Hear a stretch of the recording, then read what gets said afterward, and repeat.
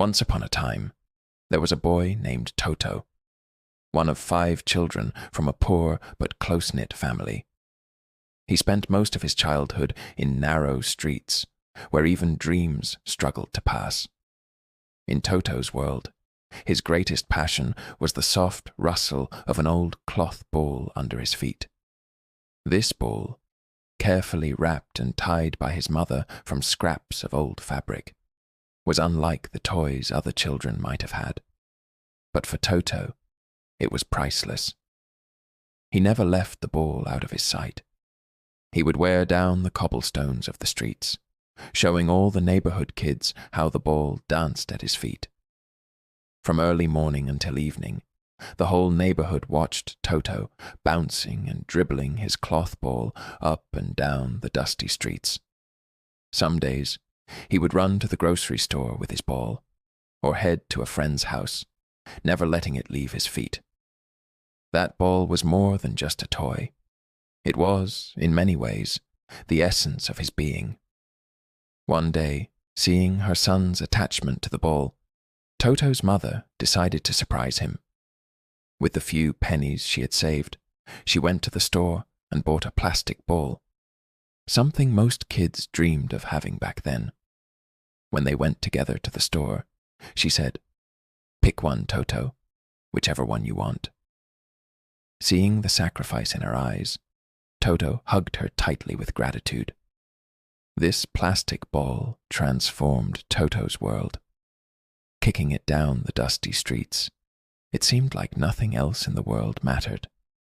Slowly, he learned new tricks, controlling the ball with the inside and outside of his foot, and mastering the way to flex his ankles. The ball became more than just a toy. It was his gateway to a new life. Years went by, and Toto's passion only grew stronger. One day at school, the teachers announced, "Children, we will have tryouts for the school soccer team. You can join, but you must bring a signed permission slip from your parents." Toto's heart raced with excitement, but there was a problem. No one in his family could read or write to sign the form. He was stuck, not knowing what to do. Then he remembered the local shopkeeper. Maybe he could help. When Toto asked for the shopkeeper's help, the man saw the excitement in the boy's eyes and couldn't refuse. He wrote a few lines and signed the form for him. On the day of the tryouts, a large group of children gathered at the school's field. Toto stood among the older, taller boys. At that moment, his mother's words echoed in his mind. Success begins where brave steps are taken. Toto stepped onto the field with these courageous words in his heart. Some of the older boys laughed at his small frame and simple shoes, but the fire inside Toto burned brighter than any external obstacle.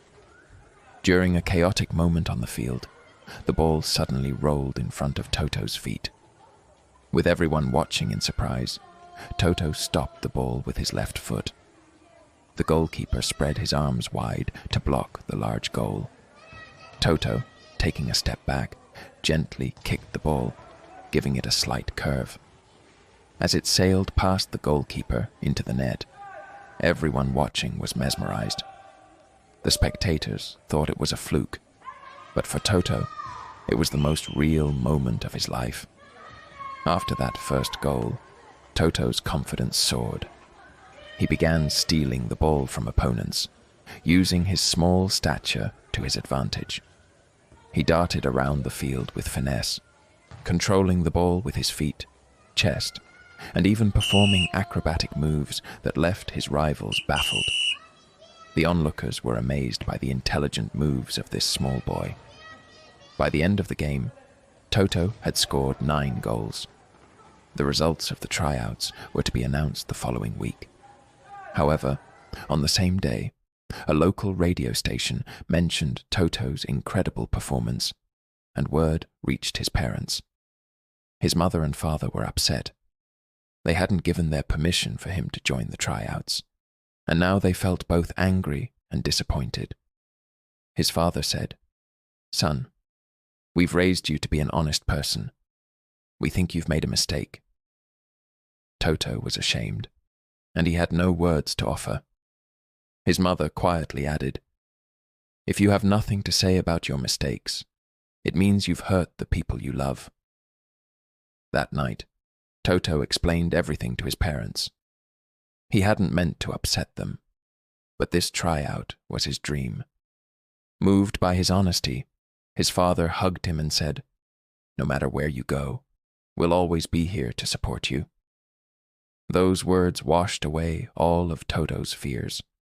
From that day on, Toto became the star forward of the school soccer team. By the end of that season, the school team had won the state championship, and Toto was invited to try out for the national team. Years later, Toto was no longer just a soccer player. He had become a hero, a legend.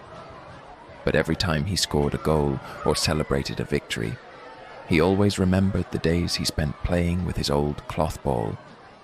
Every time he kicked a ball, he recalled his first goal, the first time he held the plastic ball in his hands, and the courage his mother gave him in those narrow, dusty streets. Even as a world-famous soccer player, the dreams he once had as a little boy, and the gratitude he felt for his family lived on in his heart, as fresh as the first day.